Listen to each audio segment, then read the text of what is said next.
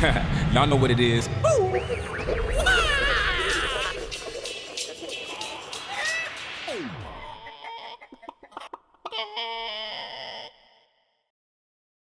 But I wonder if you wouldn't just sort of talk about hydrogen. We talked briefly before the show about hydrogen has actually been around a lot longer than we think it has. I think, people who haven't done extensive research or haven't, gone down the YouTube rabbit holes have, maybe a cursory relationship with hydrogen. And I wonder if you'd just sort of talk about it as a evolving technology. Well, and I think Honda has been working on hydrogen automobiles since the early 80s. So it's not even just, the crazy guy that, understands a lot and does it in his garage. Commercial applications have been working on it for a long time. So if you look at kind of GM and Ford as well, and most of these other companies, they've all done some work on hydrogen vehicles. BMW back late 90s, early 2000s, looked at hydrogen vehicles fueled by liquid hydrogen, which is interesting. That didn't go anywhere. But it's all the improvements we're seeing these days are based off kind of learnings of the past. We couldn't have got to where we are without that in the past. And as I kind of mentioned before the show, there's about 70 million tons of hydrogen produced worldwide every year, but you don't generally see it. Most of it's produced next door to a refinery or produced next door to a fertilizer plant. It goes across the fence and is immediately going into your fuel or your chemicals or your fertilizer. Now, the issue with that is most of it's coming from natural gas or gasification of really nasty residues from our refinery. So nobody makes really a big deal about it. It stays in the pipe and it gets processed. The hydrogen is fine. You can use it for all these kind of say energy transition applications like fuel cell vehicles or internal combustion engine vehicles. It needs purifying a bit, but at the end of the day, the fact it's coming from a fossil fuel to begin with means that there's CO2 coming out somewhere. So the real big transition for hydrogen that we're seeing now is, although there's 70 million tons a year being produced, is that we need to replace some of that with greener hydrogen. We need to have applications which, when they come online, are using green hydrogen rather than kind of high CO2 hydrogen to begin with. So, and I think, sorry, Mike, go ahead.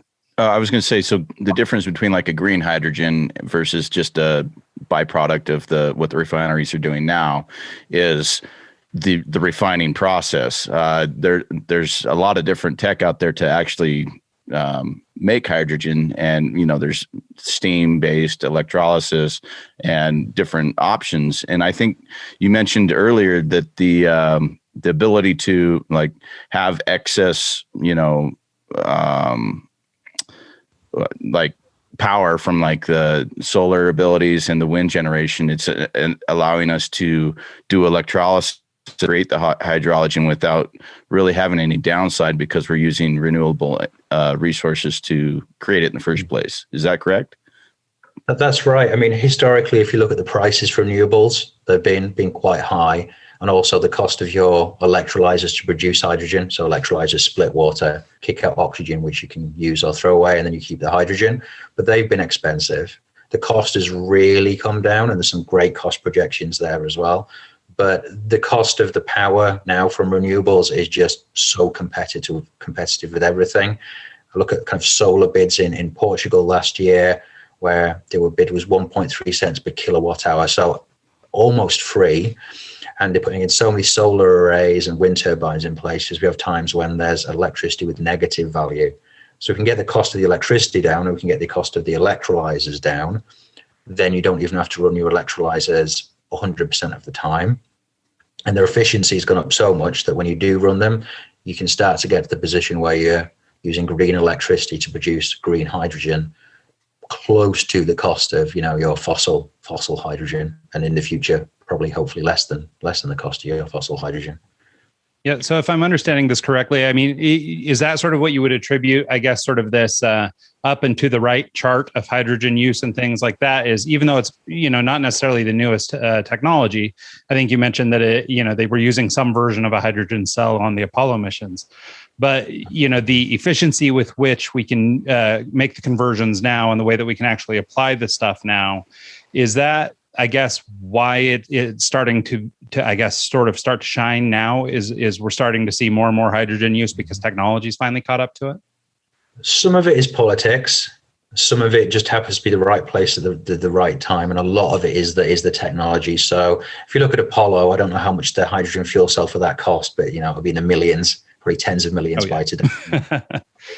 Big, primitive, probably reliable because it went used in space. But these days it have to be produced in the tens of thousands, be a lot smaller and be much more efficient.